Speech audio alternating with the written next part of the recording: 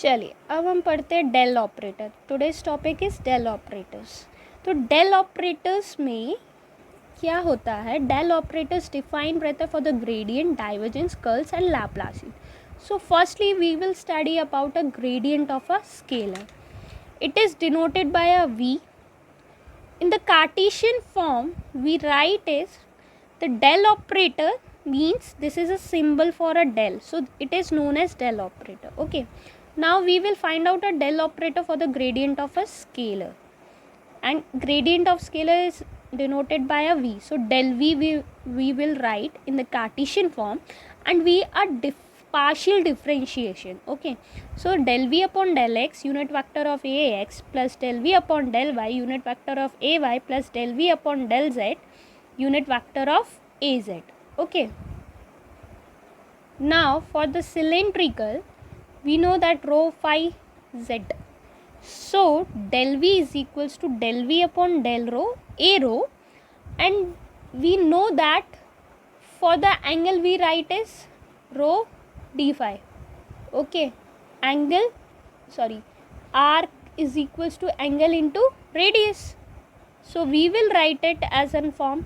तो उसको हम क्या करेंगे, रेसिप्रोकल के फॉर्म में लिखते हैं. ठीक है, जो भी एक्स्ट्रा टर्म होती है उसको तो 1 upon rho del v upon del phi a phi plus del v upon del z a z. Now for the spherical del v upon del r unit vector of ar plus angle into radius gives you a arc, so radius will be 1 upon r, we will take it as del v upon del theta a theta plus 1 upon here rho d phi, we know that, तो 1 upon r sin theta, rho का मतलब del v upon del phi unit vector of a phi. So there are some properties of the gradient of a scalar. Gradient को हम v से denote करते हैं operators. ठीक है, तो magnitude of delta v equals the maximum rate of change in v पर unit distance. Second property is known as the gradient of v points in the direction of the maximum rate of change. मतलब कि gradient जो है हमारा उस direction में रहेगा जहाँ पे ज़्यादातर रेट ऑफ चेंज होगा. ठीक है, ग्रेडियंट में जहाँ मैक्सिमम रेट ऑफ चेंज हो रहा है वहीं पे ग्रेडियंट ऑफ पॉइंट, ग्रेडियंट का डायरेक्शन शो होगा. ठीक है, it operates on a scalar function. इसे हम ऑब्वियस सी बात है स्केलर फंक्शन पे ऑपरेट करते हैं, बट हमें रिजल्ट क्या मिलता है, वेक्टर फंक्शन में. Okay, so these are the prop. Now the divergence of a vector, the divergence of a at a given point p is the outward flux per unit volume as the volume shrink about p. देखिए पहले तो हमें divergence समझने की जरूरत. Divergence क्या होता है ऑफ अ ए, जैसे मान लीजिए ए पे हमको डाइवर्जेंस निकालना है. ठीक है, तो the divergence of a at a given point P, कोई पॉइंट पी है उस पर कितना डाइवर्जेंस ए के द्वारा लगाया जा रहा है, कितना outward flux per unit volume, जैसे ही वॉल्यूम श्रिंक होता है उस पॉइंट पी पे, तो divergence a is equals to operator dot a. So limit delta v tends to 0 surface closed surface integral a dot ds upon operator v. तो divergence को Cartesian, cylindrical, spherical में कैसे लिखते हैं. अब ये क्या, operator dot v vector is equals to again partial differentiation के फॉर्म में. इसमें क्या ऑपरेटर डॉट वी होता है, ग्रेडियंट में क्या होता है ऑपरेटर वी होता है. ठीक है, यहाँ डॉट नहीं लगा रहता है. तो del v x upon del x plus del v y upon del y plus del v z upon del z. Similarly for the cylindrical we will write it 1 upon rho del upon del rho rho v rho. ठीक है, plus 1 upon rho del v phi plus del v z upon del z. For the spherical 1 upon r square del upon del r square vr plus 1 upon r sin theta del upon del theta sin theta v theta plus 1 upon r sin theta del v phi upon del phi. ठीक है, divergence का मतलब क्या है कि ये measure करता है कि कितना फील्ड डाइवर्ज हो रहा है, कितने फैल रहा है मतलब. ठीक है, डाइवर्ज अगर पॉइंट P यहाँ रखा है उसके अकॉर्डिंग क्या हो रहा है हमारा डाइवर्जेंस. अगर फील्ड्स जो आउटसाइड की तरफ है तो यहाँ पे हमारा डाइवर्जेंस क्या होगा, पॉजिटिव होगा. अगर फील्ड्स टूवर्ड्स द पॉइंट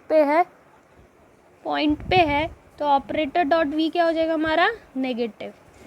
और अगर वो सेम ही डायरेक्शन पे फ्लो कर रहा है तो वहाँ क्या होगा, हमारा डाइवर्जेंस 0 होगा। ठीक है, now divergence theorem.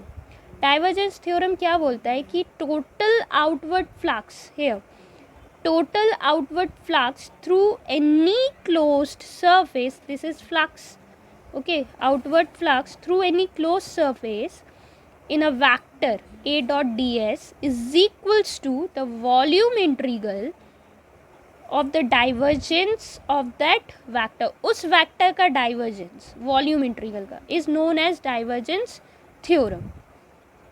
Now curl of a vector, curl of a vector से क्या मतलब है, रोटेशन। ओके, मान लो ये हमारी एक बहती हुई नदी है, ठीक है, यहाँ पे हमने एक वुडन रख दिया है यहाँ, तो यहाँ पे वो क्या रोटेट हो पाएगी, अगर हमने उसको टिल्ट करके रखा और वो रोटेट हो रही है, मतलब इस यहाँ पे फील्ड्स जो उस पर रोटेशन कर पा रही है, अगर वो एंटी क्लॉकवाइज डायरेक्शन पे रोटेट हो रही है तो यहाँ कर्ल क्या है हमारा, 0 नहीं है।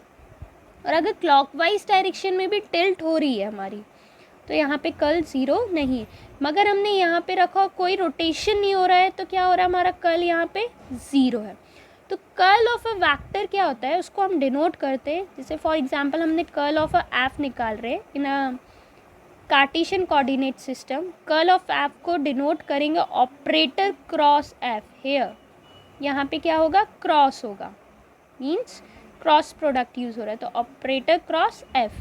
अगर हम कार्टेशियन की बात कर रहे हैं तो इसे किस फॉर्म में लिखते हैं, हमें पता, हमने मैथमेटिक्स में पढ़ा है, I delta upon del X plus J delta upon del Y plus K delta upon del Z and their component I F X plus J F Y plus J K F Z. So in a matrix form we will write in this I J K del upon del X del upon del Y plus del upon del Z, and here the system will be there. We know that how to write a matrix to solve a matrix. Similarly for the cylindrical coordinate system, we know the differential length d rho a rho plus rho d phi a phi plus d z a z। तो operator cross यहाँ पे extra component क्या है, 1 ये रो है, तो इसको हम रेसी जो भी इनमें से एक्स्ट्रा कंपोनेंट होता है उसे हम यहाँ पे लिखते हैं। ठीक है, तो 1 rho a phi a z del upon del rho del upon del phi del upon del z. So f rho f y f z, ये रो यहाँ क्यों लिखा है, क्योंकि जो भी एक्स्ट्रा कंपोनेंट जिसके साथ है, फाई के साथ है, तो इसको यूनिट वेक्टर और इस कंपोनेंट के साथ यहाँ कभी नहीं लिखते डिफरेंशियल पे। Okay, similarly for the spherical we will talk about dl is equals to dr ar plus r d theta a theta plus r sin theta d phi a phi. So operator cross f we will write it, extra components will be r and r sin theta, it will make r square sin theta ar a theta a phi। we know that theta के साथ है, phi के साथ extra component, तो ये हमने लिख दिया del upon del r del upon del theta del upon del phi. So f r f theta r theta. Okay, so this is the curl of a vector and here some properties of that, means अगर ये anti clockwise direction में तो curl of a vector positive रहेगा, clockwise direction में rotate होगा तो curl of a vector negative रहेगा। And we know that if it is not rotating so it's making a curl of a vector is equals to 0। Curl of a scalar makes means we are talking about vector, so there is not any sense of scalar in this topic. So Stokes theorem what it told us, it states that the circulation of a vector field in a closed surface in a closed path is equal to the surface integral curl of that vector bounded by the closed loop। क्या होता है, देखिए stock theorem में हम बात करते हैं line and surface की, और डाइवर्जेंस की बात करें तो वहाँ पे सरफेस एंड वॉल्यूम इंटीग्रल आता है।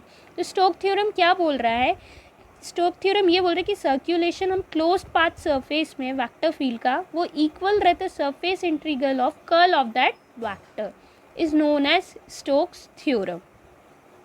Now the Laplacian of a scalar, Laplacian of scalar का मतलब होता है डाइवर्जेंस ग्रेडियंट वी। ठीक है, डाइवर्जेंस को हमें पता ऑपरेटर इससे डॉट ग्रेडियंट वी को ऑपरेटर वी से, तो ये इसका मतलब क्या हो जाएगा operator square v. The Laplacian of a scalar field written as operator square V is the divergence of the gradient of V is known as Laplacian of scalar.